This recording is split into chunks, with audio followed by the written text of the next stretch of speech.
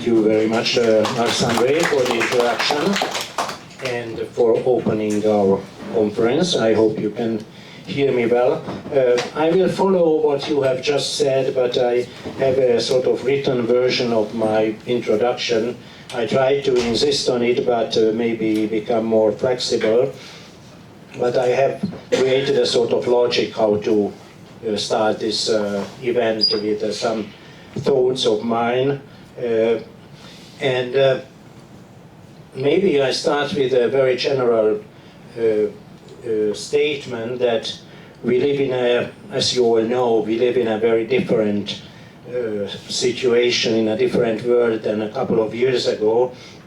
This is a much more dangerous world compared to the 90s, especially where communism failed and collapsed, at least in Europe. And now, as many scholars always remind us, we have much less democratic systems in the world than 15 or 20 years ago.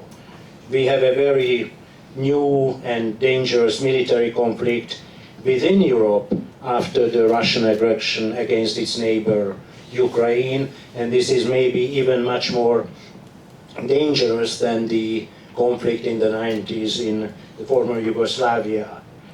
We also have a problem with the United States. As you all know, Donald Trump has undermined the old transatlantic alliance and solidarity. And we have a lot of new or newborn or newly reformed illiberal populists, even within the European Union. And these challengers, at least for the moment, are much more united than a couple of years ago. I will come back to this problem. And we also have a European Union which seems to stand strong and maybe even more united in this storm, what the Germans called, and we all know that, a Zeitenwende.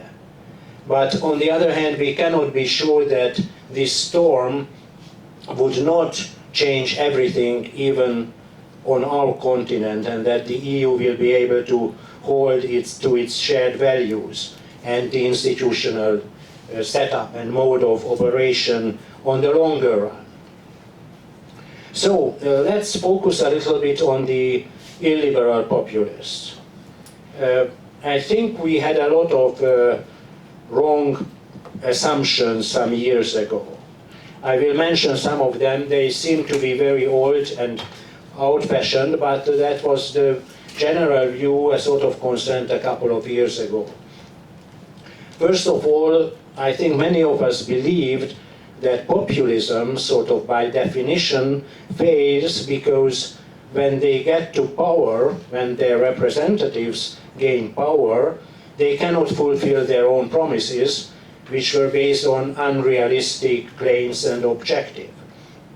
And the logic follows, since there is no real delivery for the people, they would not choose them again. So I think many of us thought that maybe illiberal populists win elections once in a time, and then they won't be re-elected because their lies become clear and unmasked. Or they have to become more moderate, adjusting to the strong liberal system or to the economic rules of the market economy, so to adjust to the whole political environment that is dominated by the liberal-minded institutions and our shared norms. And we have an independent free media system in everywhere with a very efficient watchdog function. Now, we don't speak that language anymore. We also believed that illiberal populism cannot prevail in the long run because liberal democracy is the best option for the people, and citizens would realize that freedom and universal liberal values are much more efficient, useful, and morally acceptable than extreme ideas and ideas. I think we were partly wrong. Also, we believe that nationalism nativist populists, illiberal populists, cannot cooperate with each other because actually they are historic enemies and not friends. And now we see something very different. Also, we thought that illiberal populists can win only in those countries which have only very weak and short, if any, pluralistic democratic traditions. And they have only an underdeveloped political culture, whilst there are well-established liberal political regimes mostly in the West, and they have already learned their lessons from the past. So it might be only an Eastern problem. Now we know that it's not true anymore. So we have learned some lessons from recent experience, from previous achievements, previous developments all over in Europe and beyond Europe, of course. So now what we might say, first of all, illiberal populism will stay with us in the longer run. This political tendency, ideology, or movement is not just a unique phenomenon in one or two more unfortunate countries. Talking about Orbán, well, he was of course one of the pioneers introducing Orbánism, but he's not lonely anymore.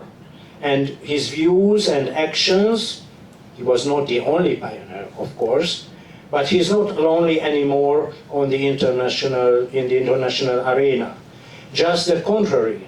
There is what we call today a playbook, a regular playbook, which is used in all corners of the world, not only in Europe, by politicians and parties which have similar illiberal vision, ideas, programs, actions, measures, and communication. Secondly, now it's evident that illiberal populists can be re-elected or might come back to power even after losing elections. And they seem to be much more united internationally as time goes by. Although they are still partly fragmented, for example, in the European Parliament, they belong to different party families at European level, there are a lot of issues which bind them, and especially this is the ideological reservation and often hatred against liberal-minded domestic and global elites. The next lesson was that we have to try to explain the rise of populism, and maybe we can explain it with the help of both economic and cultural reasons. Cultural might be translated into identity politics this time. And we also learned that emotion, passion matter much more than maybe many liberal-minded politicians and analysts would have thought a couple of years ago.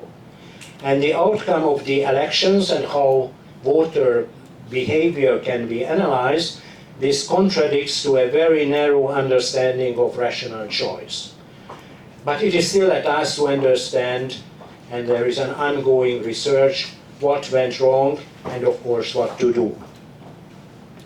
So what is still debated? First of all, it is debated how dangerous it is that we have illiberal populism for the future of liberal democracy. It's a similar question, maybe not so much related to the previous one, but I think it has an important impact on us. Do illiberal populists believe in their own rhetoric? Are they just entrepreneurs, or are they really sometimes radicals and fundamentalists, or, the previous assumption, they are more pragmatics? I think we will come back to this issue later on during this conference. There might be differences, let's say, between Orbán and Meloni, and we might have many other examples to discuss this issue. The second issue, which is very much on the surface now, Should mainstream, if they are mainstream at all, democratic parties try to isolate illiberal populists at national, European and global levels? It's getting more and more difficult, especially on the global level, with Donald Trump, with us. So that's another issue, how to behave with President Trump and with other illiberal actors who are now in power. That's not the same issue what we had 10, 15 years ago when Orbán seemed to be alone in the international arena, and the question was, I remember we organized conferences with the question what to do when one special member state behaves contradicting to the general values and norms and rules of the European Union. We are living in a different world now. The next dilemma, maybe to rephrase my question,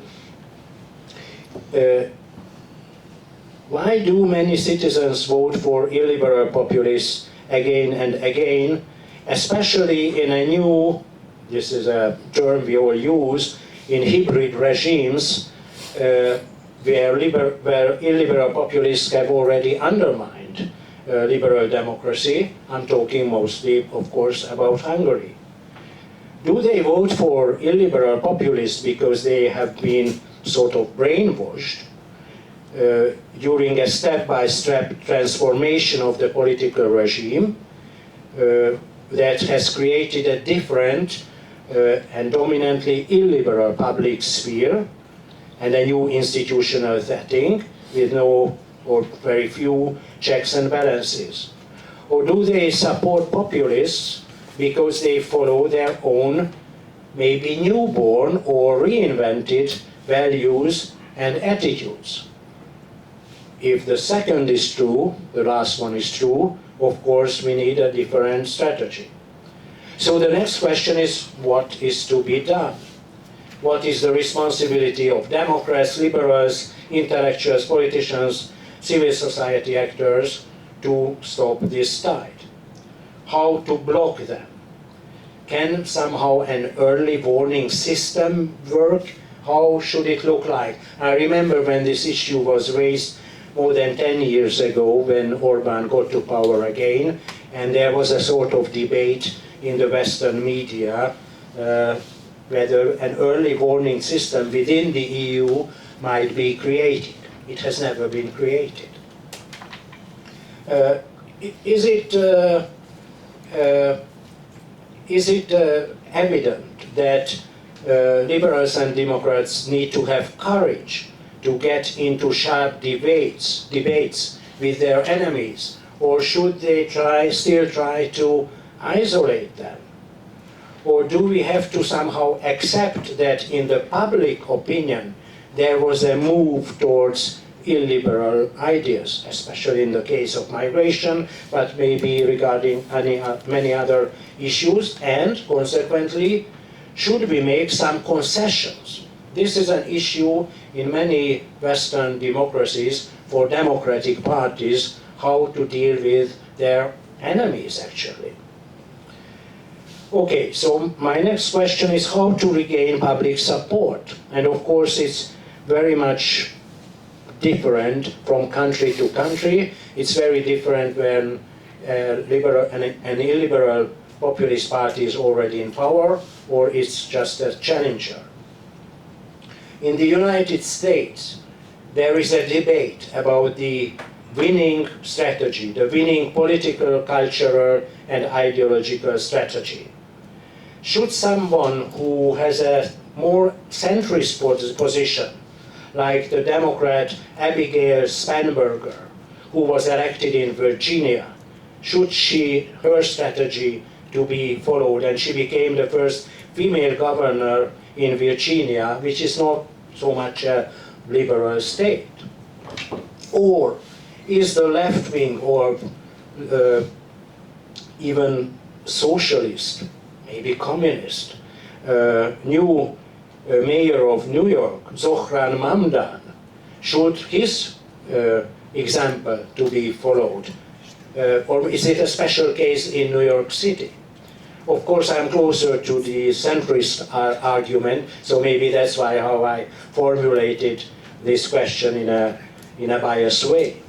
But there is an ongoing debate, and I actually don't really know the answer. Sometimes radicalism might be a better strategy. It depends.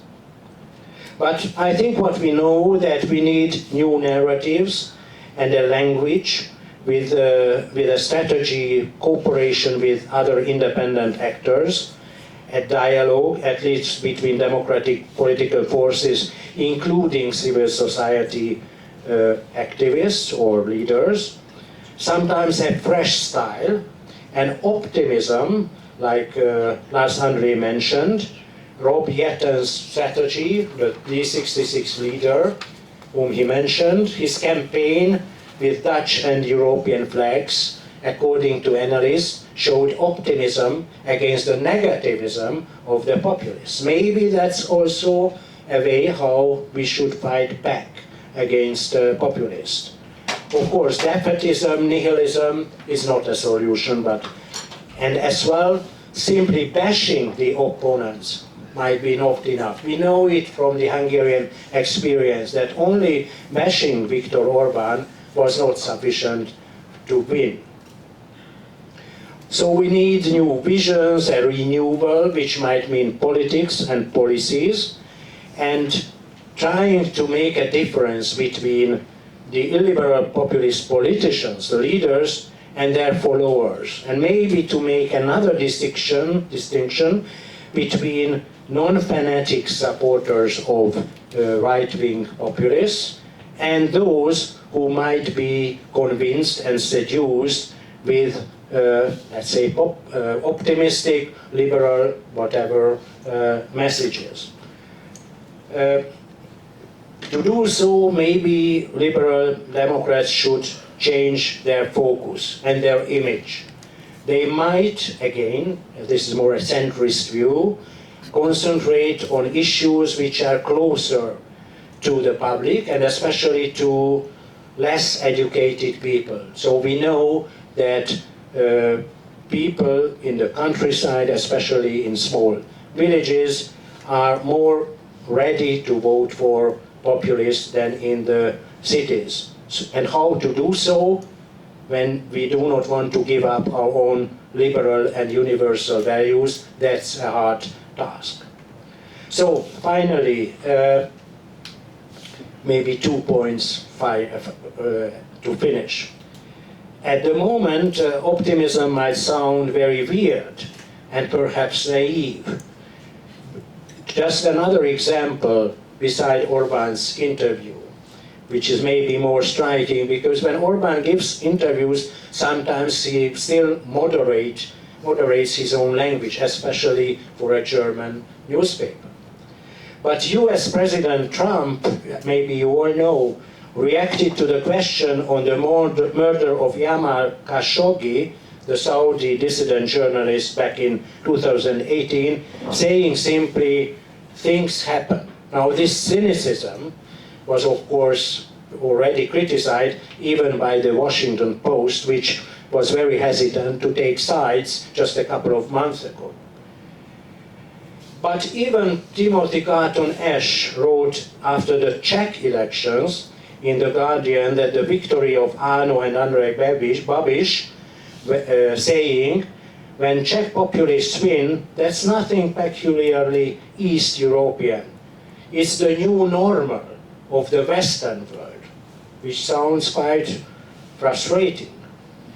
So he also added, actually, the real challenge now is how to get beyond this retrograde to a new normal, which will certainly be different from what we had in the 90s and in the next decade.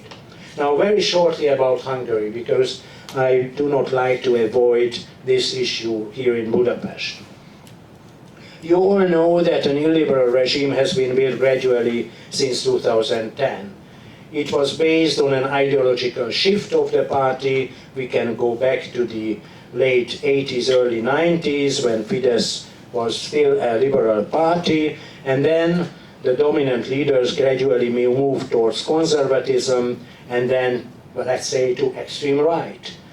And this turn was based on their new illiberal worldview. Now, where we live in Hungary is a political hybrid system, which is a very 21st century phenomenon, I would argue, but it's partly rooted in former authoritarian or semi-authoritarian cultural and ideological legacies of previous non-democratic, sometimes totalitarian regimes. This is not a totalitarian regime. Don't misinterpret what I am saying. It's a very much a new regime of the 21st century. It's different. Now, anyway, beyond this definition issue, for almost 16 years, the hope of liberals and Democrats for change in Hungary has always evaporated.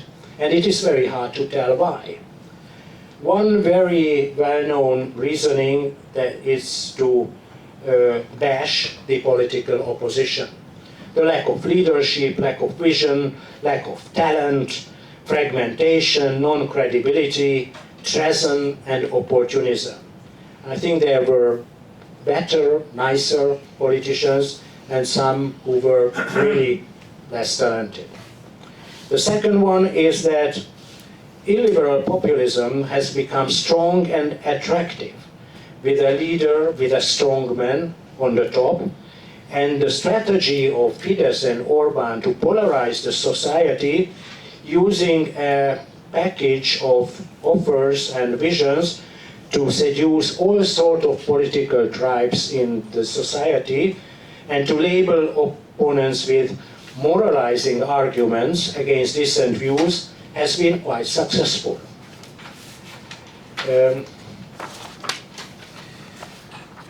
We live now in a hybrid regime where the state has been captured. So it's a very logical argument that these legal interventions, rule by law, and political and economic measures give a huge advantage to the ruling party. So the argument that state capture makes it almost impossible for the opposition to win because there is a totally uneven field, including the occupation of the dominant media as a propaganda machinery, and Orbán's rule has been extended to the spheres of culture and education using huge state resources. So it's a very hard task for anyone to win. That's an argument which also gives to many a sort of excuse that we cannot win. And there is another difficult issue, whether it's the failure of the European Union, then one of its member states, and maybe more broadly for the whole international democratic community, that democracy in the center of Europe has backslided to an illiberal state. So what is now the situation, and I try to finish very shortly. There is a new hope at the moment. Many of you know that quite well. There is a fresh opposition leader and party, Péter Magyar and Tisza party. Although there is still some fragmentation on the side of the opposition that still might jeopardize the outcome of the elections, especially in the individual constituencies. The rise of a dominant opposition political party after an earthquake in politics last year has created a very different situation on the side of the non-Orbánist spectrum. It's very different compared to Poland, where we had a coalition of many parties. Now the question is whether one dominant opposition party can win elections. There's many open questions actually. One is whether the new center-right, centrist candidate, it's hard to tell his ideological views. Is Péter Magyar just another strongman? Some people would argue another Orbán. But what seems to matter at the moment for most of the opposition voters is how to find almost anybody to win and to defeat Orbán, because that's the only issue, the only game in town, that these voters are, let's say, Orbán haters. On the other side, there are Orbán lovers. And there is a desire for change, and now we have a talented speaker, maybe not with a new narrative, but with a much better political communication, who tries to avoid too left liberal traditional issues and rhetoric in order to win even more moderate conservative voters. That might be a winning strategy. What comes after, we don't know. And maybe at the moment it seems to be less important.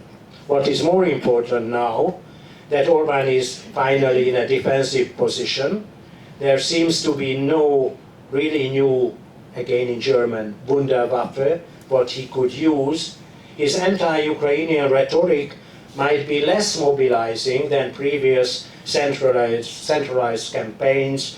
You remember against migrants, and 3 years ago when the war started. And it's very different that Orbán has been mostly isolated at European level, and the European institutions finally have introduced some countermeasures, especially regarding finances or in the field of education. And there is an ongoing blame game, and now Péter Magyar seems to use a much better and understandable political communication, saying that he would be able to bring back our money from Brussels. And he uses counterattacks maybe much more rapidly and effectively than any previous opposition party or leader. Still, Orbán might have luck, and we don't know what will be the outcome. He had luck in 2018 and 2022. Donald Trump can help him with bringing a so-called peace summit to Budapest, whilst TISA parties, newborn, maybe amateur, new individual candidates might make a lot of mistakes locally during the election campaign. We don't know, and so on. So what I want to say at the end, maybe joining what Lars André said at the beginning, that Orbán's defeat would not be just a domestic affair. His influence today goes beyond the Visegrad region or the Balkans. I think he's not a strongman of Europe, or he's not a genius, but his anti-European, anti-Ukrainian, anti-liberal political ideology, his special relationship to Putin, and ideological friendship with Trump makes the EU more fragile. Without overestimating his international role, his failure next year would mean that illiberal populists, semi-authoritarian leaders can be beaten peacefully, and the rebirth of a liberal democratic world order is not a hopeless task. We will see. Of course, there is a responsibility for intellectuals, NGO leaders, and politicians to help such a positive scenario to become true. Thank you for your attention, and now we will continue our conference. Yeah, you can upload, no problem. Yeah. Thank you.